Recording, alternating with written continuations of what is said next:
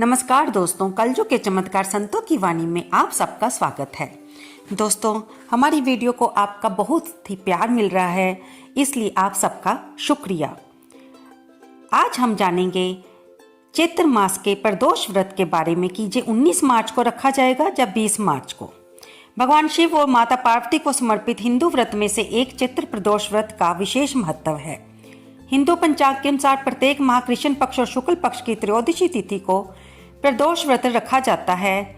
माना जाता है कि प्रदोष व्रत रोग और कष्ट से मुक्ति के लिए भी रखा जाता है। चैत्र मास का पहला प्रदोष व्रत रविवार 19 मार्च को होगा। ऐसे में ये रवि प्रदोष व्रत होगा। कर्ज में आ रही परेशान व्यक्ति अगर चैत्र प्रदोष व्रत वाले दिन किसी भी शिवालय में जाकर भक्ति पूर्वक ओम नमो धनदाय स्वाहा तथा शिव का पंचाक्षर मंत्र ओम नमः शिवाय का कम से कम 11 माला जाप करे तो उसे जल्द कर्ज मुक्ति से राहत मिलती है।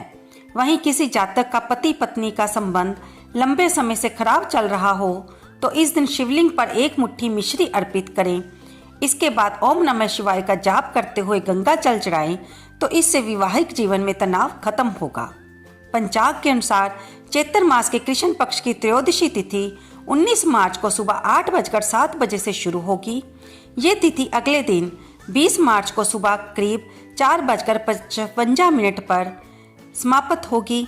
प्रदोष व्रत के लिए प्रदोष काल यानी कि सूर्योदय, ऐसे में प्रदोष व्रत 19 मार्च को रखा जाएगा, क्योंकि प्रदोष व्रत में शाम की पूजा का विशेष महत्व माना जाता है। इसलिए शिव पूजा का मुहूर्त 19 मार्च की शाम 6:31 से रात 8:54 पर रहेगा।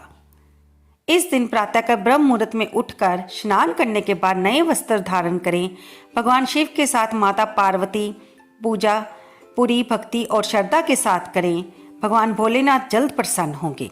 तांबे के लोटे में जल, लाल सिंदूर के साथ साथ गुड़ आदि डालकर सूर्य देव को अर्घ्य दें।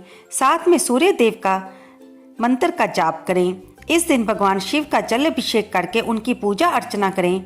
फूल, फल, बेलपत्र, धतूरा, दुर्वा आदि शिवलिंग पर अर्पित करें। ऐसा माना जाता है कि इस दिन शिव मंत्र, शिव चालीसा, शिव भजन, शिव आरती और शिव कथा श्रद्धा के साथ करें और सुने तो भगवान शिव के साथ माता पार्वती जी की भी हमें असीम कृपा प्राप्त होती है। दोस्तों, क्योंकि 18 मार्च को हम लोगों ने एकादशी का व्रत रखा है और कुछ लोग एकादशी के साथ साथ त्रयोदशी का यानी कि प्रदोष व्रत भी रखते हैं, तो उनके लिए समस्या आ जाती है कि वे कैसे एकादशी के व्रत का पालन करें। तो दोस्तों, एकादशी तिथि के व्रत का पालन का समय 19 मार्च सुबह 6:27 से लेकर 8:07 तक रहेगा। इसके बीच में आप अपने एकादशी के व्रत का पालन कर सकते हैं और उसके बाद अगर आप प्रदोष व्रत रखते हैं तो उसके बाद भगवान शिव की आराधना करके उनके सामने अपने इस व्रत का संकल्प ले सकते हैं। दोस्तों, प्रदोष व्रत में नमक खाना मना होता है। कुछ लोग शाम की पूजा के बाद भगवान को चढ़ाया हुआ नैवेद्य, हलवा या खीर खा लेते हैं और कुछ लोग अगले दिन खाते हैं। तो जैसे आप पहले से प्रदोष व्रत को जिस परंपरा के साथ रख रहे हों उसी तरह से अपने व्रत को पूर्ण कीजिए। दोस्तों, अब हम सुनेंगे रवि प्रदोष व्रत की रखने पर हमें कौन सी कथा कहानी का श्रवण करना चाहिए। एक ग्राम में अति दीन ब्राह्मण निवास करता था। उसकी साध्वी स्त्री प्रदोष व्रत किया करती थी। उन्हें एक ही पुत्र रतन था। एक समय की बात है, वह पुत्र गंगा स्नान करने के लिए गया। दुर्भाग्यवश मार्ग में उसे चोरों ने घेर लिया और वे कहने लगे, हम तुम्हें मारेंगे नहीं, तुम अपने पिता के गुप्त धन के बारे में हमें बता दो। बालक दीन भाव से कहना लगा, बंधुओं, हम अत्यंत दुखीहीन हैं, हमारे पास धन कहाँ है। तब चोरों ने कहा कि तेरी इस पोटली में क्या बंधा है। तब बालक ने कहा, इसमें मेरी माँ ने मेरे लिए रोटियां दी हैं। ये सुनकर चोरों ने अपने साथियों से कहा, साथियों, ये तो बहुत ही दीन दुखी मनुष्य है, अतः हम किसी और को लूटेंगे। इतना कहकर चोरों ने उस बालक को जाने दिया। बालक वहां से चलते हुए एक नगर में पहुंचा। नगर के पास एक बरगद का पेड़ था। वह बालक उसी बरगद के वृक्ष की छाया में सो गया। उसी समय उस नगर के सिपाही चोरों को खोजते हुए उस बरगद के वृक्ष के पास आए और बालक को चोर समझकर बंदी बनाकर राजा के पास ले गए। राजा ने उसे कारावास में बंद करने का आदेश दे दिया। ब्राह्मणी का लड़का जब नहीं लौटा तब उसे अपने पुत्र की बड़ी चिंता हुई। अगले दिन प्रदोष व्रत था। ब्राह्मणी ने प्रदोष व्रत किया और भगवान शंकर से मन ही मन अपने पुत्र की कुशलता की प्रार्थना करने लगी।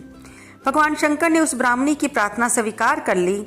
उसी रात भगवान शंकर ने उस राजा को स्वप्न में आदेश दिया कि वह बालक चोर नहीं है, उसे प्रातःकाल छोड़ दो, नहीं तो तुम्हारा सारा राज्य वैभव नष्ट हो जाएगा। प्रातःकाल राजा ने शिवजी की आज्ञा अनुसार उस बालक को कारावास से मुक्त कर दिया। बालक ने अपनी सारी कहानी राजा को सुनाई। सारा वृतांत सुनकर राजा ने अपने सिपाहियों को उस बालक के घर भेजा और उसके माता पिता को राज दरबार में बुलाया। उसके माता पिता बहुत ही भयभीत थे। राजा ने उन्हें भयभीत देखकर कहा कि आप बिल्कुल भी भयभीत ना हो, आपका बालक निर्दोष है। राजा ने ब्राह्मण को 5 गांव दान में दिए जिससे वे सुखपूर्वक अपना जीवन व्यतीत कर सकें। इस तरह ब्राह्मण आनंद से रहने लगा। भगवान शिवजी की कृपा से उसकी दरिद्रता दूर हो गई। अतः जो भी मनुष्य रवि प्रदोष व्रत को करता है वह सुखपूर्वक और निरोगी रहकर अपना पूर्ण जीवन व्यतीत करता है और भगवान शिव की असीम कृपा को इस जीवन में भी प्राप्त करता है और मृत्यु उपरांत शिवलोक में जाता है। तो दोस्तों, ये थी प्रदोष व्रत की पूजा विधि कथा की सारी जानकारी। अगर आप व्रत ना भी रख सको तो प्रदोष व्रत के दिन यानी कि त्रयोदशी को शाम को मंदिर में जाकर भगवान भोलेनाथ की पूजा आराधना माँ पार्वती के साथ अवश्य कीजिए। वहाँ पर दीपदान कीजिए।